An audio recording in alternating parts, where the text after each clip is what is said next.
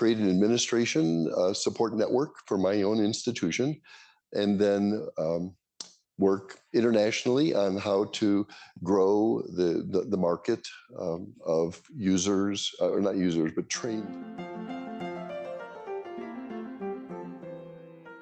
I'm going to share with you now, which is your professional development. It wasn't done systematically, it evolved. So the description I'm going to give you evolved over time by my visiting other institutions, seeing what they were doing, trying to implement some of those things back at my institution, and that's what I'm going to share with you. Sort of the best practices of what we could imagine we all should be doing to advance your careers. I begin with 3 papers, but I'm going to focus on 2. One is the Chronicles of Higher Ed here in 2015. Let's see if I can figure out which one.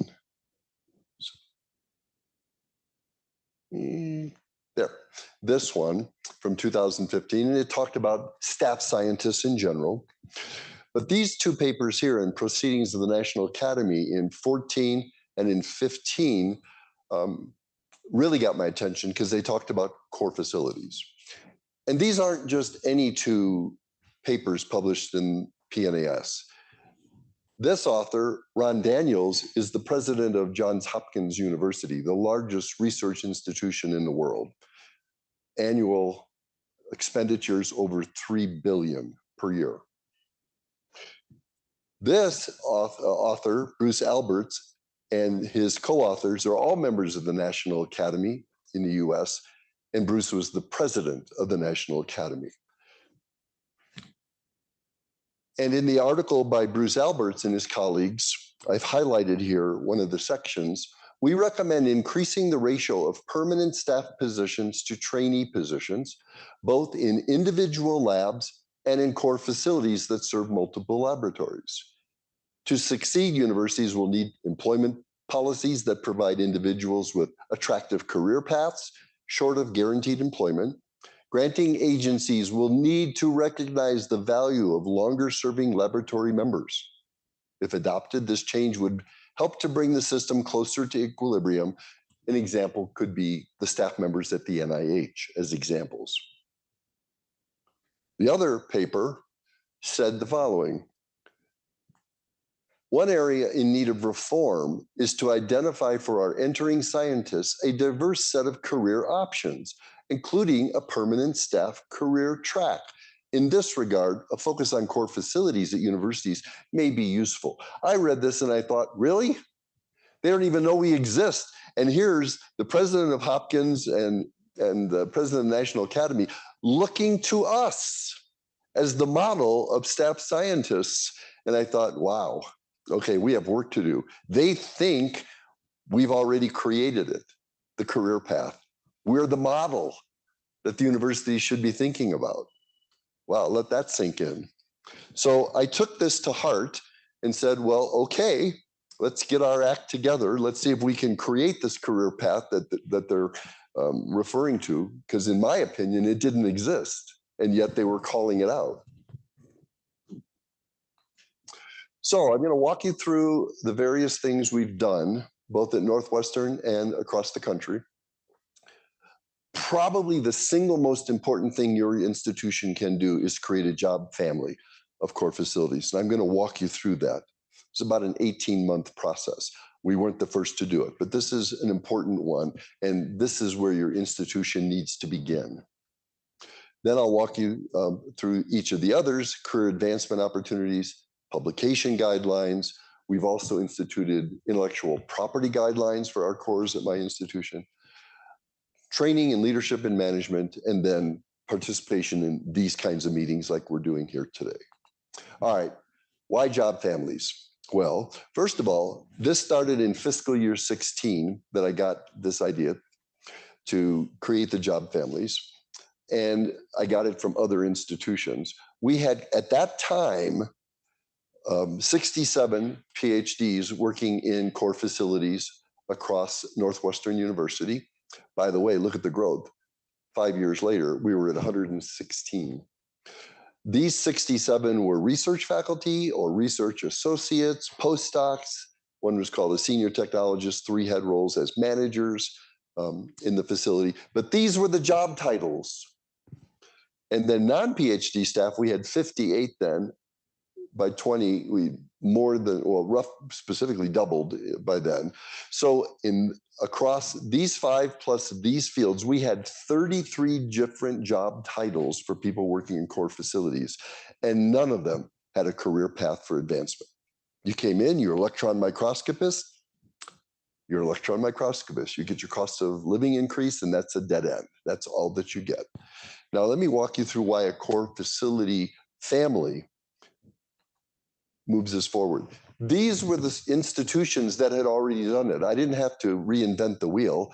I went to presentations at regional core facility meetings and then the ABRF meeting, and several of these schools were represented and told us the story of how they created it.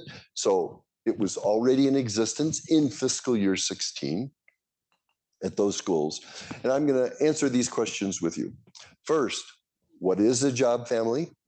Secondly, what are the benefits of a job family? Why are core specific job families needed? What's the process for creating a job family? What are the core specific job families we created at Northwestern? And what does career advancement look like at Northwestern? So first question then is, what's the definition? Job families are discipline-specific hierarchies of related jobs that provide clear definitions of roles and responsibilities, knowledge, skills, and abilities required that will enable promotion and career advancement of staff. Developing and implementing a job family enables this is the institutional value. Standardize the language for job qualifications, roles, and responsibilities across cores. Promote consistency in hiring practices and in titles and compensation. Establish salary grades aligned with both external market and internal practices. For that, one of the cases I was making is our core people's jobs are not research techs. Our jobs are much more complicated than a research tech who works for a PI in a specific area and is working on a very specific problem. Very different story in a core facility. HR got this, and here's some of this. They were very helpful in setting this up. Identify training and development requirements for promotion and define career advancement opportunities within and across institutions. Transferable skills, so that if you need to get up and move, spouse changes, you just want to change where you're working, that you can move to another place where there's a similar job. All right. So that's the institutional value. What about for you? How do job families benefit you? Well, the value add for you is it provides direction in career planning. It allows you to communicate the requirements and expectations with your employer and institution going across here. It assists in attaining and in maintaining pay equity. The text is too small there. I'll come up here with you. So when I'm talking about provide direction in career planning, I mean, for you, when employees seize future opportunity, they're more likely to stay within the organization, and institutionally, employee retention improves service quality and lowers costs because high turnover increases costs. There's a lot of downtime when you're retraining somebody. So the institution, benefits as well as the employee. The same for communicating requirements. Employees understand what it takes to perform their job and what it takes to be promoted. And the institution can manage expectation and holding employees accountable for standards, leading to quality, efficiency, and a positive work environment. Assist in attaining and maintaining pay equity. It's critical employee believes their pay is being determined fairly and that there's an equitable treatment amongst his or her peer group.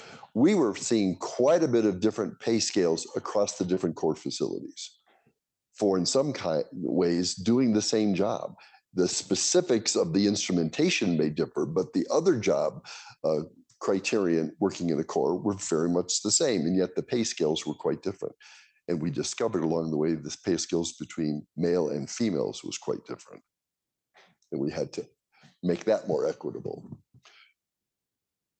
And it contributes to career satisfaction. Job families offer tangible routes to promotion and to position reflecting that experience and expertise. For the employee and for the institution, it enables cross-training and development of transferable skills within and across the institution. So a course-specific now job family facilitates interactions with a core director and the faculty, the users. So the employee not only provides career advancement opportunities, it facilitates for the director the hiring process, expands technical capabilities of the research programs of the faculty. For the employee, it establishes appropriate compensation levels. For the core director, that enables budget planning, provides quality assurance and consistency across the course for the institution or for the faculty, promotes a culture of team science, promotes job satisfaction and job mobility, improves communication of the job and expectations for the director, creates a pipeline of expertise fostering excellence, and for the faculty, again, it provides a lower cost of services, enables convenient access, and fast turnaround times. So all of these, what I'm trying to describe for you is everyone benefits. It's not just you. The institution benefits, the director, who's the direct supervisor, makes their job easier, having a job family, and it helps the faculty and their research programs to understand what it is you're doing and that they're paying for. So the creation of a job family is itself a collaborative process led by the Department of Human Resources, because I'm talking about staff, not faculty. Sometimes it's faculty. Our model is the leaders of the course are faculty, they're research faculty, but the staff I'm talking about, whether they have a PhD or an associate's degree or the equivalent experience with a high school degree, if they're working in the core, that's the group I'm targeting here. And that means HR. While there are clear benefits to the institution, faculty and the staff, adoption at our school was not mandatory, but it happened because it was in everyone's best interest. They're intended to be updated to make them continuing to be relevant. So what do our job families look like? Two families, core technician and a core scientist. Core technician starts out as an assistant core technician, becomes, and we have job descriptions of what's required to be promoted to a core technician. That's a step up from an assistant. And then to a senior core technician. And each one of these steps has very clear criterion that's required to move from one to the other. The barrier to entry is low. We wanted to keep it as low as possible, but we wanted people to have some experience before they came into a course, some laboratory experience. So while degrees, in this case, associate's degrees, bachelor's degree, a bachelor degree in a non-science field, if you'd worked in a laboratory and developed the sort of basic technical skills of a laboratory, that was all you needed to enter into assistant core scientist. So we wanted to keep the barrier as low as possible to be allow diversity, equity, inclusion, all of these things to be able to have a path in without saying you can't. So this progression through the core technical scientist path was separate from the other in that it's non-exempt from labor laws, which means it follows labor laws, which means it's hourly. Hourly wages, 40 hours a week, no more unless overtime. And the core technician family then is the technicians are inward focused into the core. Their job is to, within the core, do the work that needs to be done. That means work with other staff within the facility, work on techniques within the facility. The role is similar to what happens in a PI's lab when you work for them. You're a technician, you're working on, how to solve those problems just like you would in a regular lab. But in this case, outsourced from the faculty's lab to the core because of the special technology that's there. A core scientist, on the other hand, is exempt. That means salaried, working sometimes more than 40 hours a week. The pay grade is, of course, higher. Minimal usually is a bachelor's degree with several years of experience working in a laboratory. But it's outward focused. That means they serve as a consultant. We've heard, all of you are in this path at some level. Mostly we're hearing from the directors, but I'm talking about even non-directors.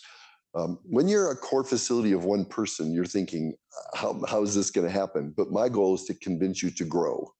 And as you grow, you'll need a job family to attract and retain. And this is the kind of people you need to be thinking about. Do I want technician? Do I want scientists? And if you want a scientist, this is going to be like a consultant for the faculty. They come in and they work to, the first question they ask is, what's your problem? What is it you're trying to accomplish, right? As you all do this already, but I'm saying your staff, when you grow these facilities now, our typical imaging facilities are 5 or 6 people, and our bigger facilities are 14, 15 people. And so some of them are research associates, some of them are, many are PhDs. You saw half of the people working in our facilities, and they talk to the faculty, not just the directors. Directors don't have time for all of this. So the staff are the ones who are talking to the faculty or their postdocs and graduate students, trying to understand, helping them solve the problem with matching the right technology, and even across cores, right? How to match what they really need, not knowing. And they're more like a technical expert, a consultant for the labs. So that's a job family. I'm happy to share with you actually the details. They're on our website. You can gain them free. They're on the ABRF website, and they're color-coded to show you as you move from one to the next, what's different about the promotion. What is it that you have to do if you want to get promoted to the next level? And I'm sure you all know, but I'll just state it. Promotions are not just your annual cost of living increases, right? That's a bump. They're anywhere from 5 to 8% increases, depending on the job requirements to move to the next level. So it's a substantial increase in price, in salary. And by the way, moving from core technician to core scientist is a smooth transition. We have many at Northwestern who have moved from one to the other over time. So that's an example of career advancement. Let me mention to you then, core director. For us, a core director is invariably an MD or PhD in the relevant field, has publications in the field, has 5 to 10 years of experience working in a core or the equivalent thereof, right? What would be the equivalent thereof? You're in a PI's lab, a big PI's lab, and you're the microscopy expert. You're helping everybody. You know, these bigger labs have 30 to 50 people. And some of the postdocs find themselves migrating to the technology and becoming the go-to person.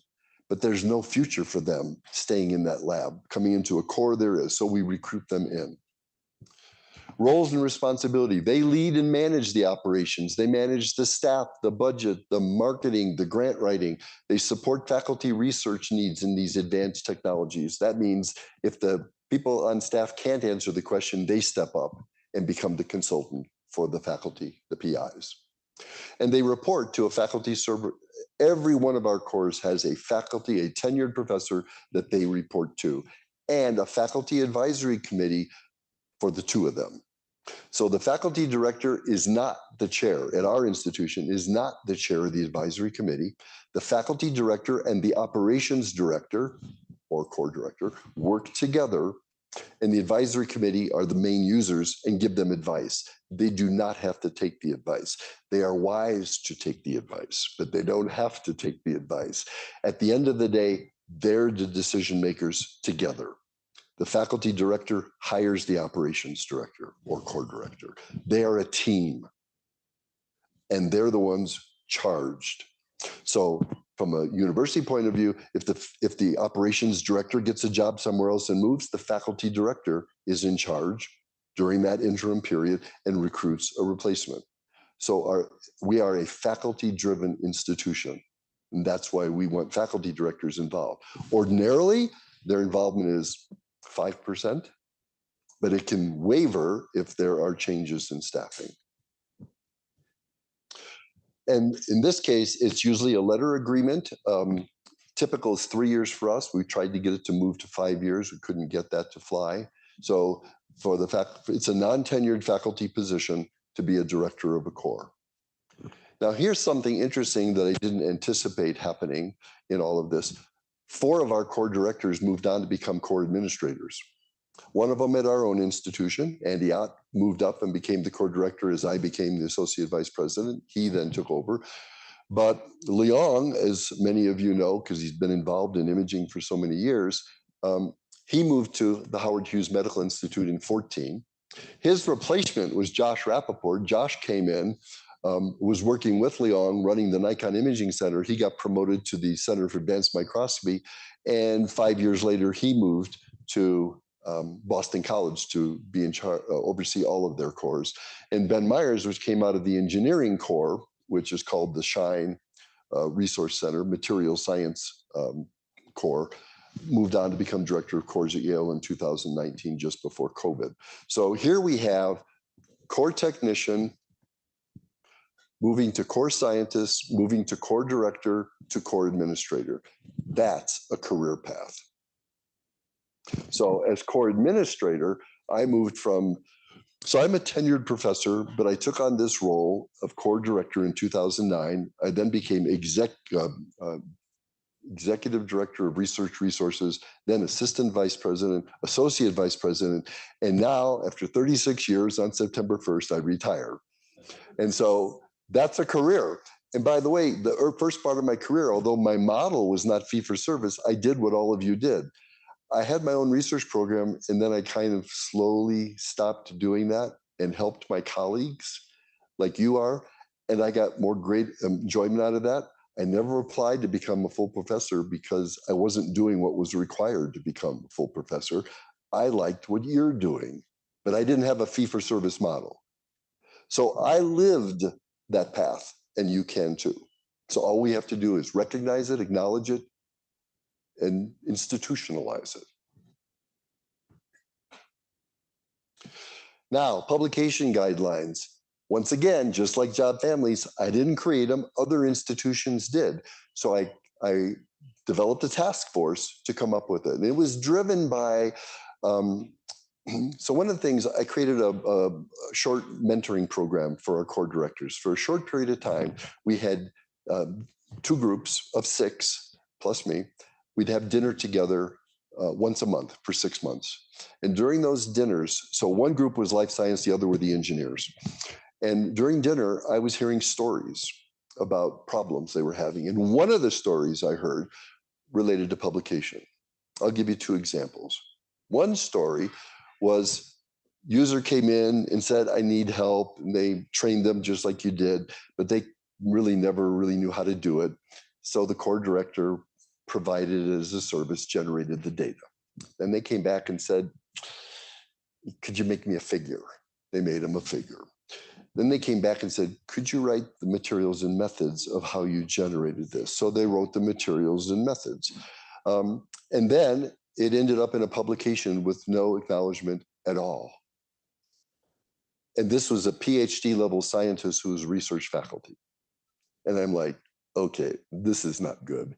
This is breaking all the rules, international and elsewhere. But and the other story I got was one that somebody came in to use a chemistry instrument, mass spec, and was trained, shown how to do controls. This person then became independent and generated samples and generated data and wanted to put the person who trained him on the abstract for the scientific meeting. And he said, great, this is all good. Show me your controls. There were no controls. They didn't do what they were trained to do. So he said, well, I'm not going to trust the data without controls. Please take my name off the abstract. They published the abstract with his name on it.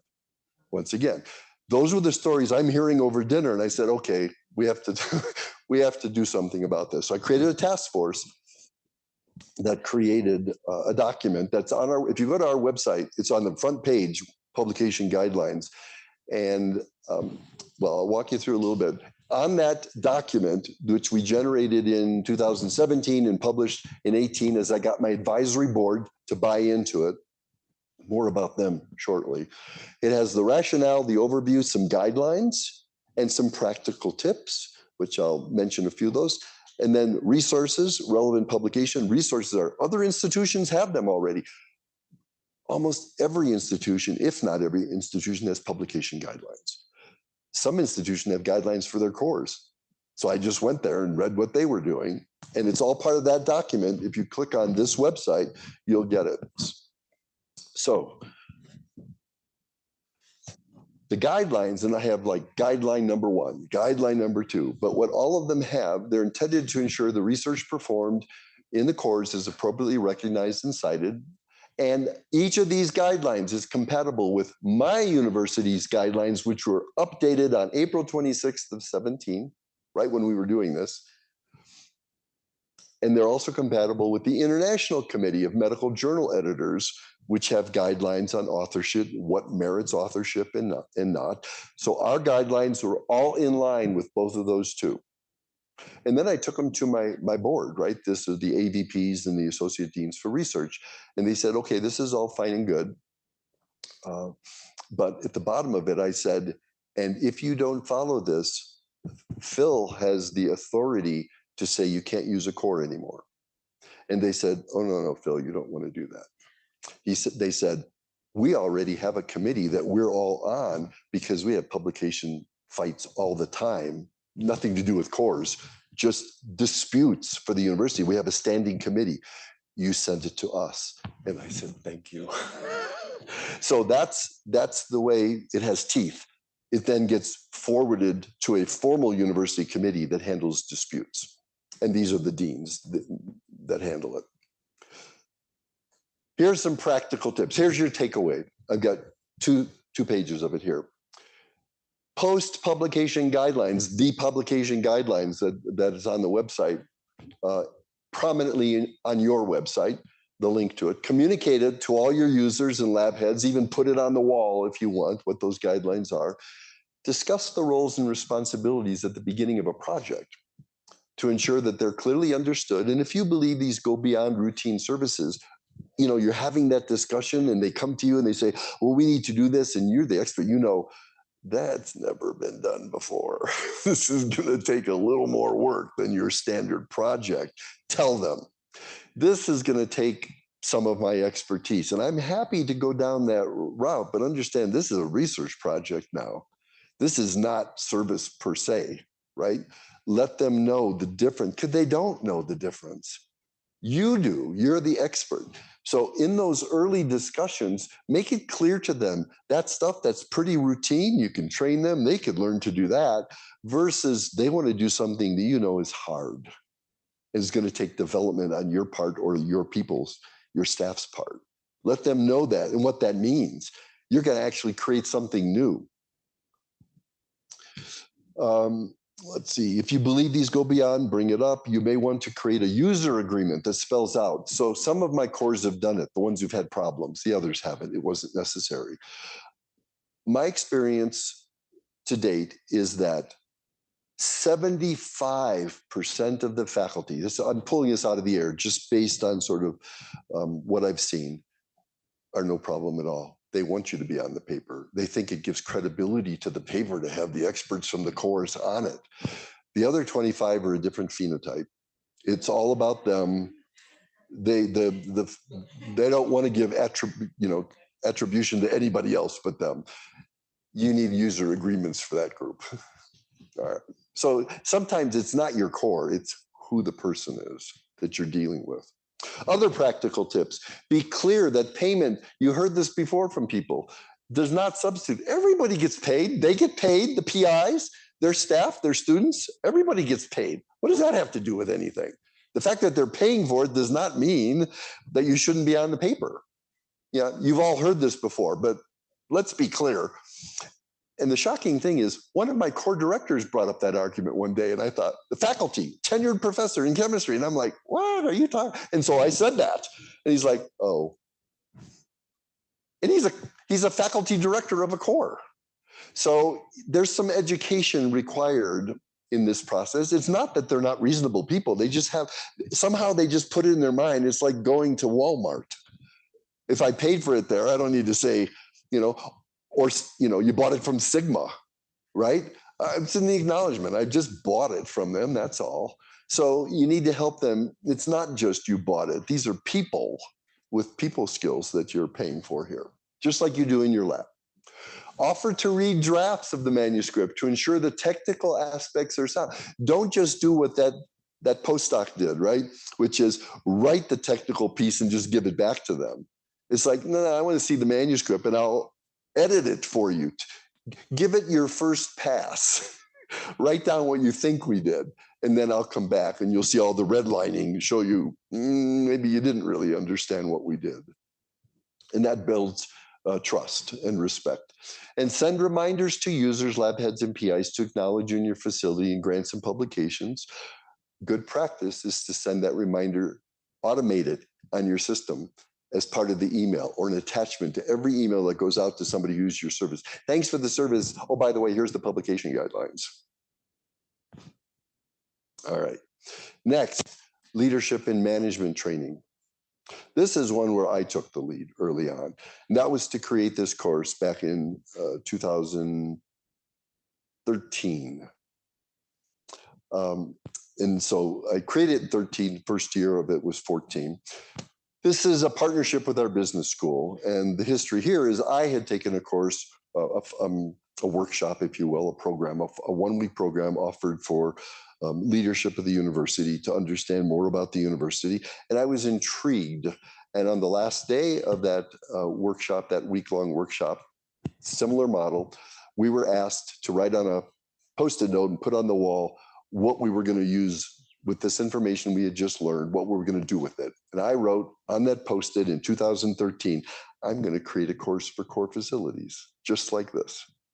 And the next year I did, with the help of the Kellogg leadership.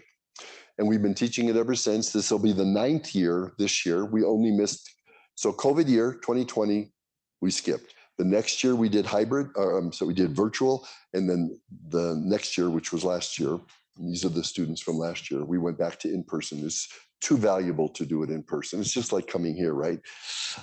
I'm a big in-person person. So we had the choice to do hybrid and we said, no, we want them here to be together and learn. So average class size is 23. At this point, we've educated 184. They're core directors. A typical class is 25. So think 15 core directors, 5 core administrators, and 5 business administrators from institutions whose job it is to oversee cores. Each year, that's pretty typical. We have a mixture of those who are in the course, different perspectives, all important as part of our discussions. This is what the course looks like. The first day, we have 2 speakers. I'll be transitioning out, retiring, so Andy Ott will take my spot this year. The importance of business skills, building strong organizational culture, reflections and relevance. Tuesday is understanding market tools and team leadership, strategic marketing, leading teams, reflections and relevance on what we learned during the day. Wednesday, understanding marketing and pricing. Aaron Rosen, who has a decade of experience in core facilities working with me, leads that. His presentation is the most popular of the whole week when he gives it on pricing. I'm going to give you, some of you might take it, but he starts out with some examples of things that people spend a lot of money for. And you look at this and you think, how much did people pay for that? And his point is, it's value pricing. People will pay when they see something value. So your job is to demonstrate that value and to promote your value. Don't worry about what you're charging. That comes later. Once you are valued, you can set your price. Literally.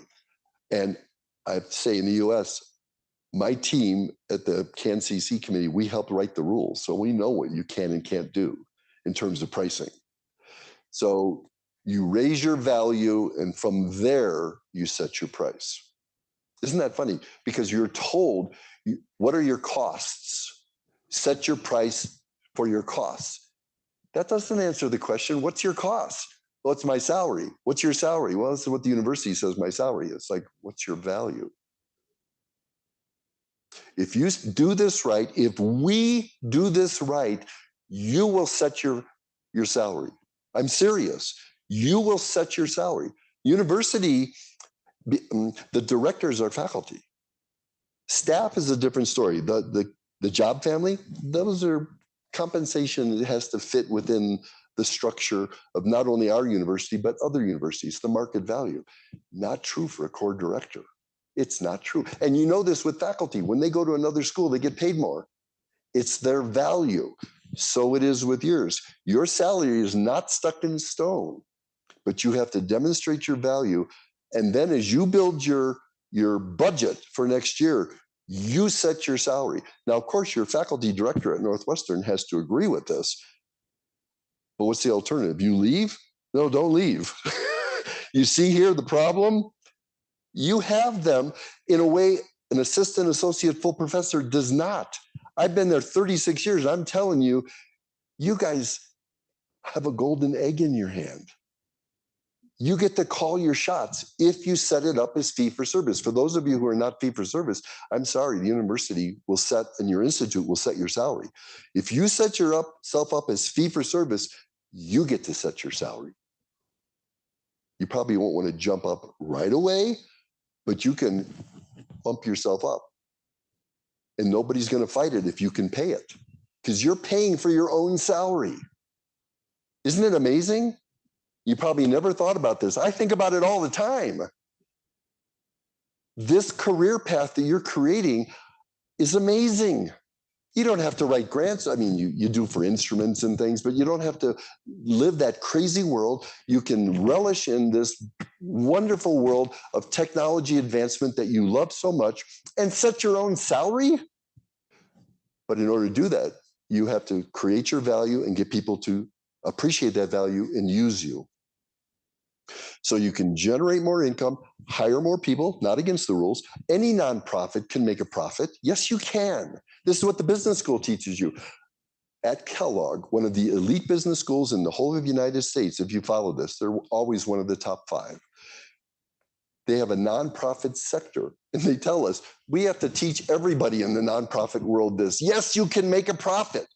The rule is you can't go out and use it for something else. But you can use it. Hospitals are nonprofits. They make a ton of money, but the rules are you have to use it to pay your salary and to hire more people and to buy other things, right? That you can do. So the business, this is what we're training people. You're not limited. That's why the business school training is so important. These are the experts who go around the world teaching people, how do you do what you're doing? And now after this will be the 9th year, we have people who know what cores are now, and they know what your problems are. They've been dealing with it every year, and they tell you things like I'm telling you, which is you're not limited. You're sitting on a gold mine. Your value is invaluable to the institution. They may not know it, but frankly, it doesn't matter as long as your users know it. And eventually in our model, your faculty director knows it. Okay, so enough about business on this, but it's just there for you to take. The final section I have here is just participation in these kinds of meetings. It is so important for you to tell your colleagues at other universities and institutes who run core facilities to come to these meetings so they not only can meet each other, can hear this. They're not alone. There is a whole opportunity out there for you. You may be, Cash, a single person FTE running a facility right now, but if you do this right, you'll have 5 people in the next 3 years. Yeah, but you have to think that way.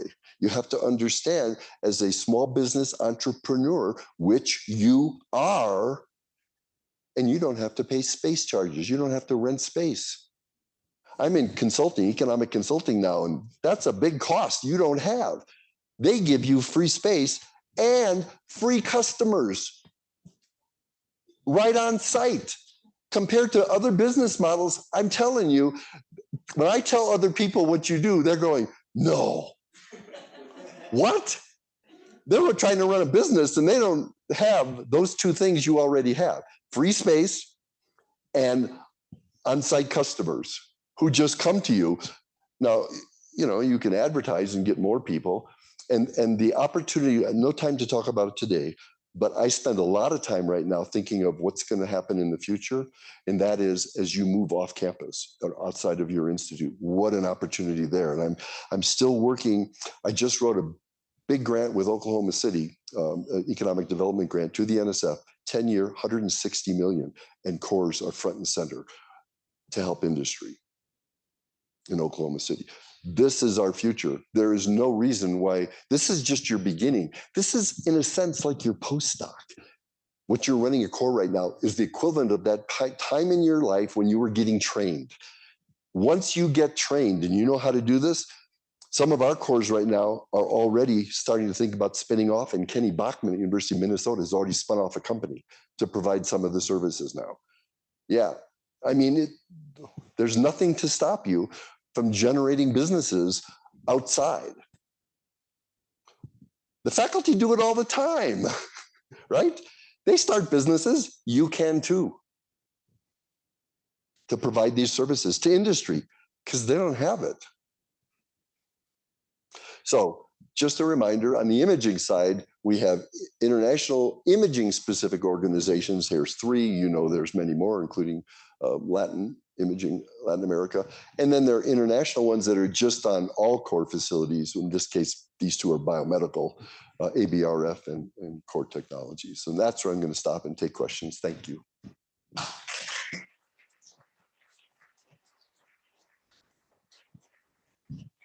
If I did nothing today, I want you to walk away understanding, and I'm dead serious, you control your fate.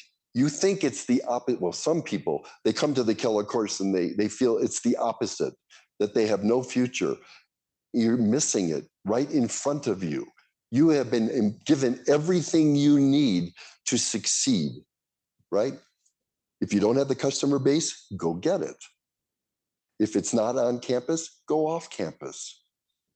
The way we handle off campus is we started out by saying, up to 20%, I won't even, just put it in, we'll pay the taxes on it, just tell us, and we have a software system, our own Nucor, that we can track who's paying, because we may have to pay taxes on it. Up to 20%, no questions asked. If you go higher than 20% of your net revenue is from external, we need to talk with me. And you already heard my perspective.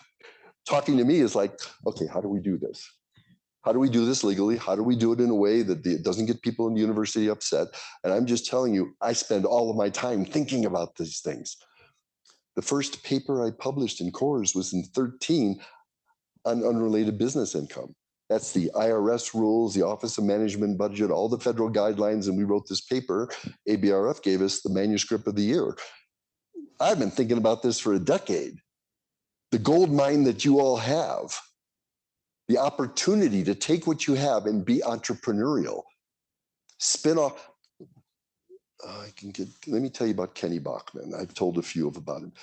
He runs the Genomics Center at the University of Minnesota. During COVID, he went from 3 million a year in 1 year to 15 million revenue. The vice president of research, Chris Kramer, calls me up from Minnesota and said, Phil, I need help. I don't know what to do with him. During COVID, he rented space 10 miles away from campus, 18,000 square feet at a former 3M research lab, and set this all up and told nobody. And I thought, let's dive in. So I got the genomics expert from Madison, Josh Hyman, and the one from Champaign. And we did a review of this. And Josh and I said, we've seen the future. He's done what I just told you, already done. And I thought, okay, let's do it. And so our feedback to them was, it looks like COVID's not going away. There's going to continue to be lots of testing for the foreseeable future. And that's just this wave. There'll be waves and waves, and there'll be other, toxins and pathogens that'll come down the pipe. And genomics will always be part of the testing, as will proteomics and screening and lots of other core facilities. And they needed his help. And how many of you helped your public health service during COVID? Now, imaging isn't one of, a few of you did. It's not the first. Genomics, every hand in the room would have gone up. All of us did, because we had the high throughput systems, right? And the hospitals didn't even have these systems. Why would they? They weren't doing genetic screening. So the universities did it all on their behalf. So at my university, we went from 3 million to 5 million, but we have 3 medical schools in Chicago. We're just one of them.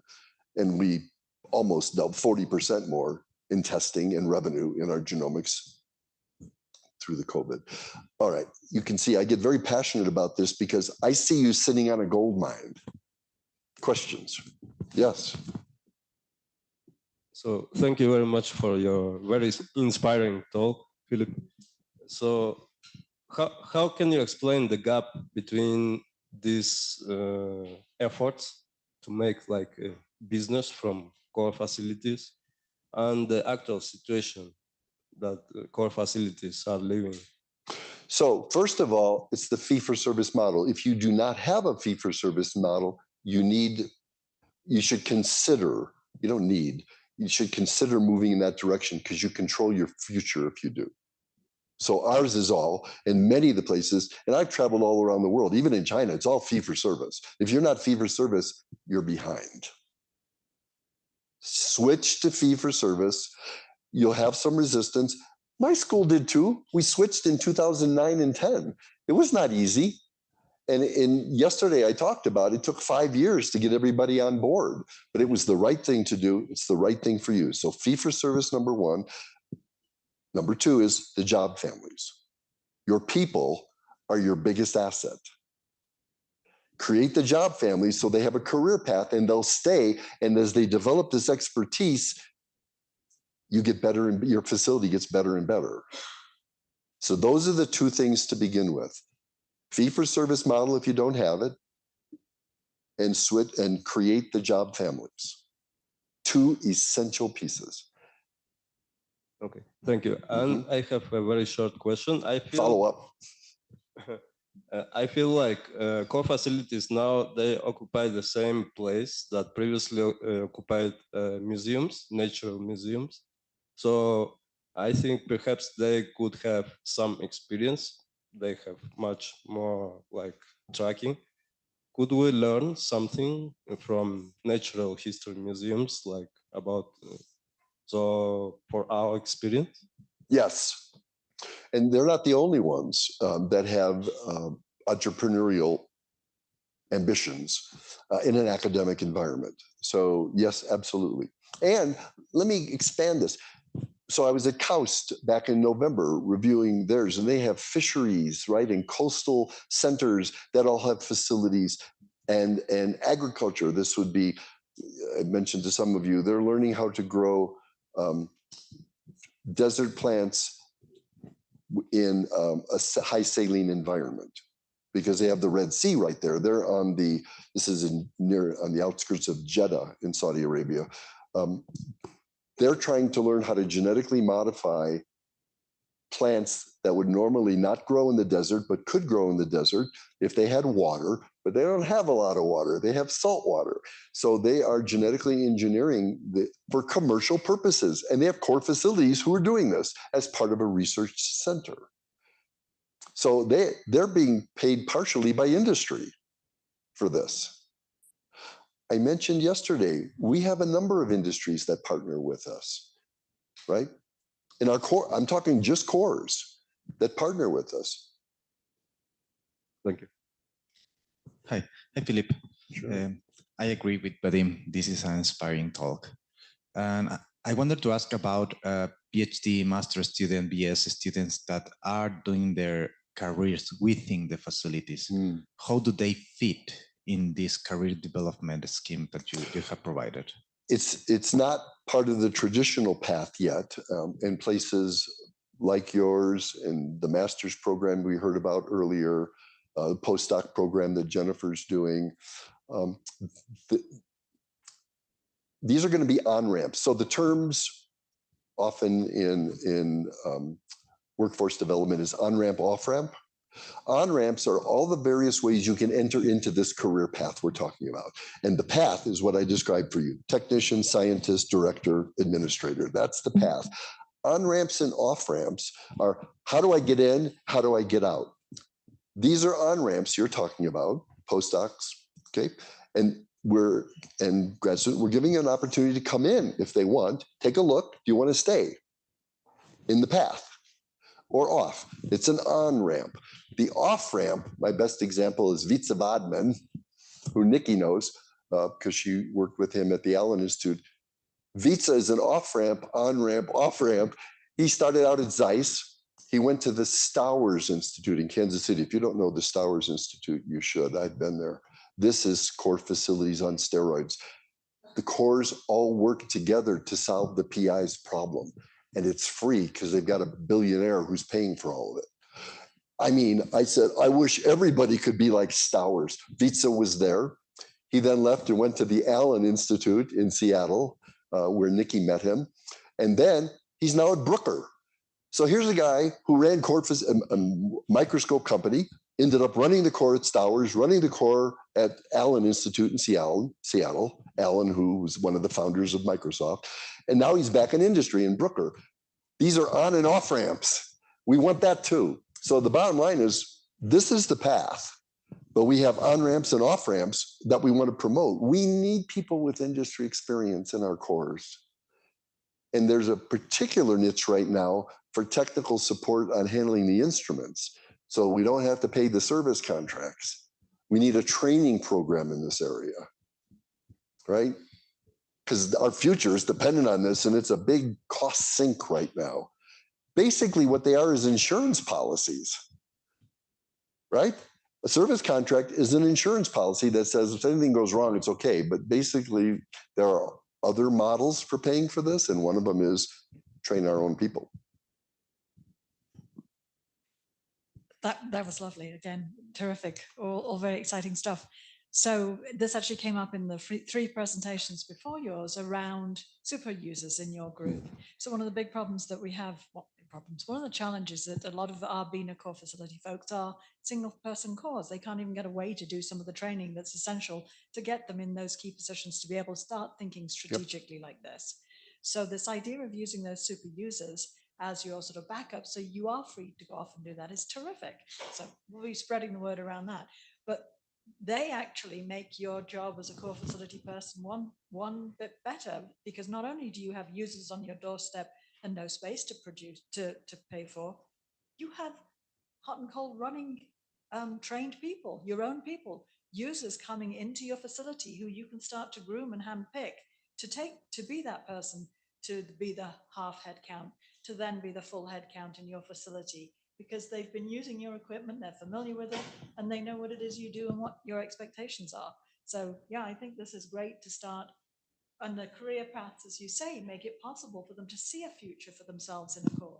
And Nikki, maybe say a word or two about BINA's support of the Kellogg course. Yes, sorry. So the course that Phil has mentioned, last year BINA supported, I think, four students to participate. And again, this year we have funds to support some partial registration support for anybody in the North American geographic to attend the course. So if anybody's interested, let me know. As I say, we can work with you and try and facilitate you getting on that course. Oh, everybody's hands going.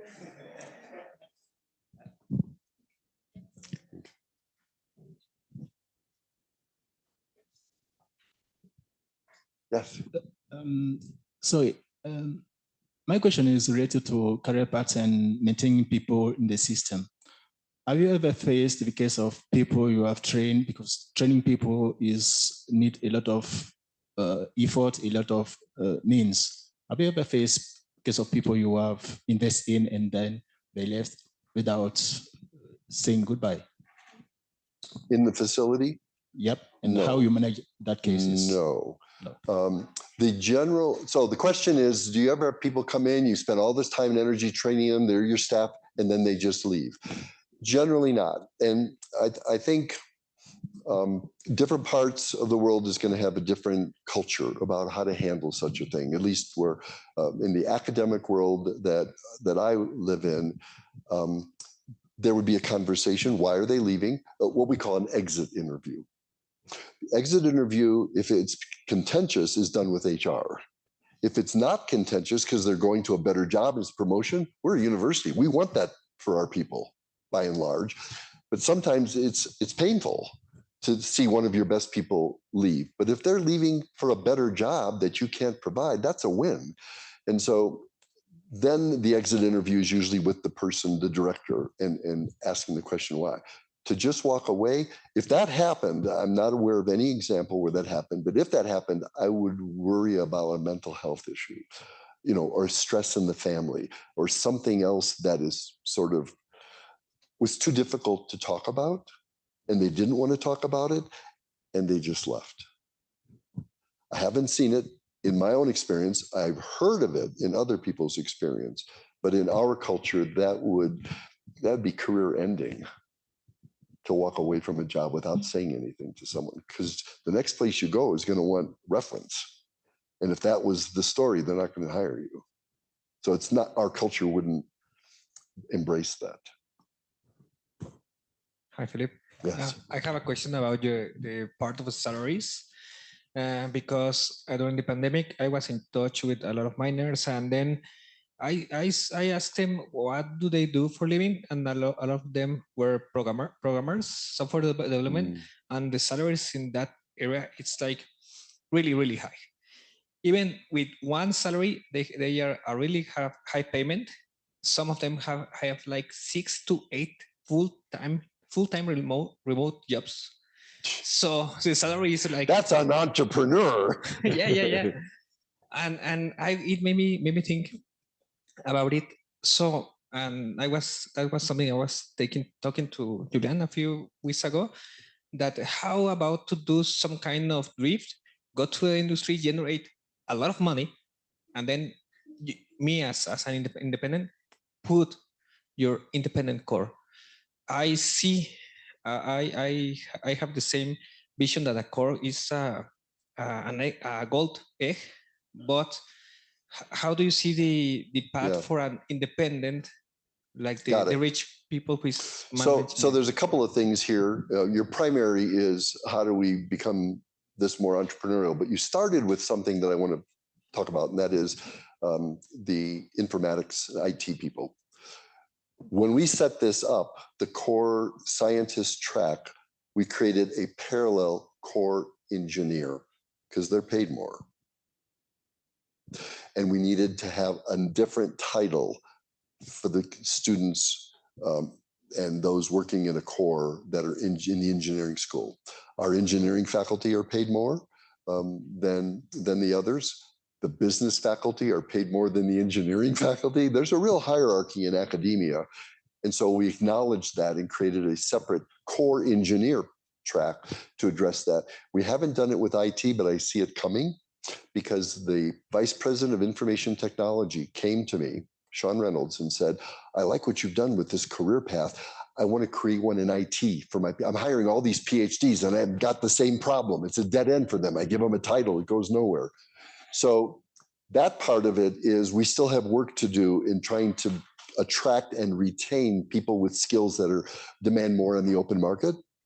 But the entrepreneurial piece, we should just talk on the side about what you're thinking you might want to do. Thank you.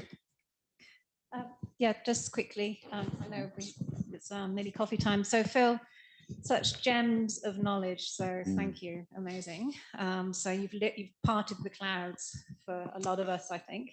So I'm trying to picture in my head what this user agreement looks like in terms of, so the user is not acknowledging the facility on publications, even though they've signed off on the terms and conditions, which says that they have to. So I'm just trying to so are you suggesting that there could be a separate user agreement on top of that? And what would you suggest that might look like? Or excellent question. So for those of you who don't know the structure of a purchase order with terms and conditions, these are generally broadly written. So every institution has purchase orders with terms and agreements, and we often co-opt that language into our service agreements for outside users. But for inside users, we generally don't. It's for those problem children that we create special, and it's just for cores, and it lays out very clearly, it points to the guidelines, and recognition that the university already has rules that we all have agreed to abide by. And there are international journal rules, what they abide by. And if the behavior of the PI is in conflict with either one of those two, we bring it to the attention, try to remedy it. If we can't get remedy, we pass it now up to the committee whose job it is to manage those issues. And they have it every year. As they explained to me, it's not one, it's many. And the reason it's many, let me just be clear. There are certain faculty who are repeated offenders. That's what I'm saying. I don't want to give the impression, I don't want you to walk out here that the faculty in academia are just horrible people. There are individual people who behave in ways that are not academic. They do not, don't take it personally when it happens to you. I'm telling you, it happens to their students and their postdocs, right? And because I get to be in the room, it's the same people all the time. And you all need to find out who they are at your campus. And with them, then the user agreement becomes one of the things you can do. I don't think you need to do it with most. Okay, so just one last question. So there was a slide missing in your presentation. How to create value? Come take the course. Okay. That is itself a 3-hour lecture.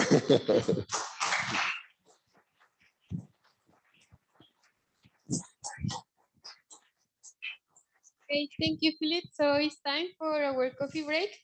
We meet you again at 4 p.m.